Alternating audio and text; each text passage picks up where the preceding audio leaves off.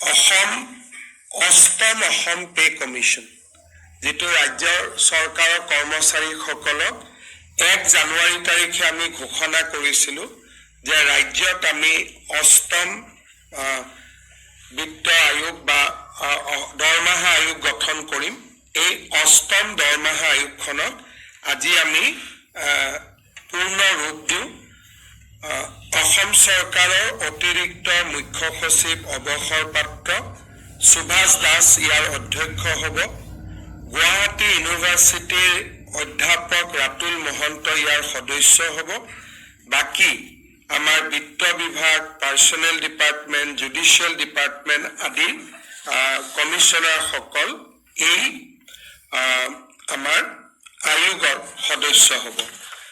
ৰাজ্যৰ অষ্টম দৰমহা আয়োগ গঠনে আমাৰ কৰ্মচাৰীসকলৰ মাজত নিশ্চিতভাৱে আশাৰ সঞ্চাৰ কৰিব, কাৰণ ভাৰত চৰকাৰৰ সমান্তৰালভাৱে আমি পে কমিশ্যনৰ ক্ষেত্ৰত একেলগে আগুৱাই গৈছোঁ।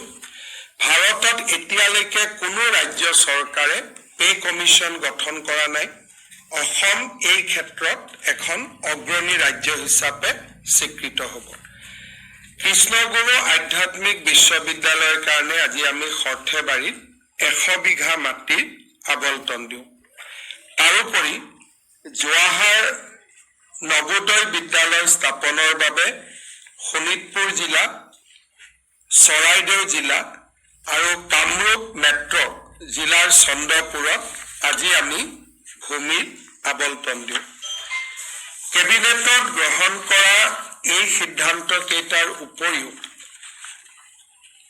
আলী তৌকিৰ শ্বেখ এণ্ড আদাৰ্ছ তেওঁলোকৰ ভাৰত বিৰোধী ঘটনাৱলীৰ সম্পৰ্কত আমি যিখন স্পেচিয়েল ইনভেষ্টিগেশ্যন টীম গঠন কৰি দিছিলোঁ, তাৰ প্ৰতিবেদন আজি কেবিনেটত পুংখানুপুংখভাৱে আলোচনা হয়।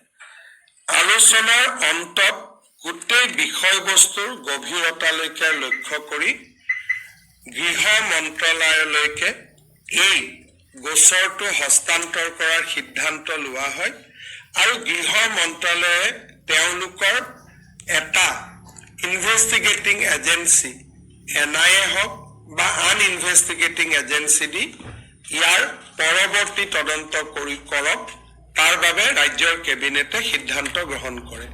বেচিকেলি SIT আৰু ইয়াৰ লগত সংলগ্ন পঞ্জীভুক্ত গোচৰ দুইটাই আমি ভাৰত চৰকাৰৰ গৃহ মন্ত্ৰালয়লৈ হস্তান্তৰ কৰাৰ বাবে আজি কেবিনেটে সিদ্ধান্ত গ্ৰহণ কৰে। পৰৱৰ্তী এই কেছটোৰ পৰৱৰ্তী যি তদন্ত সেয়া ভাৰত চৰকাৰৰ পৰ্যায়ত আৰম্ভ হ'ব বুলি কেবিনেটে বিশ্বাস কৰে। কেবিনেটে যিখিনি তথ্য গোপনীয় নহয়, কেবিনেটে সেই তথ্যখিনিক লৈ অহাকালি এখন সাংবাদিক মেল অনুষ্ঠিত কৰি সংবাদ মাধ্যমক এই গোটেই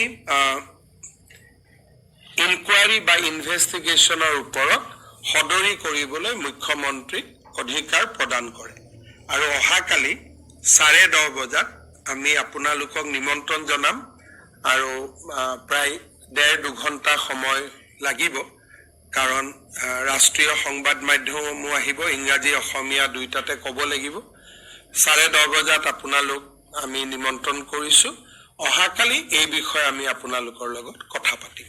খালি আজি কেবিনেটৰ যিটো সিদ্ধান্ত যে case has been transferred to ministry of home affairs for further inquiry and investigation. Assam government had constituted one SIT to inquire alleged anti-India conspiracy of Ali Tokir Sheikh in connivance of a British citizen, Elizabeth Colburn Gogoi. The case has been investigated and sensitive information material has been obtained from various sources by the Special Investigation Team. However, the SIT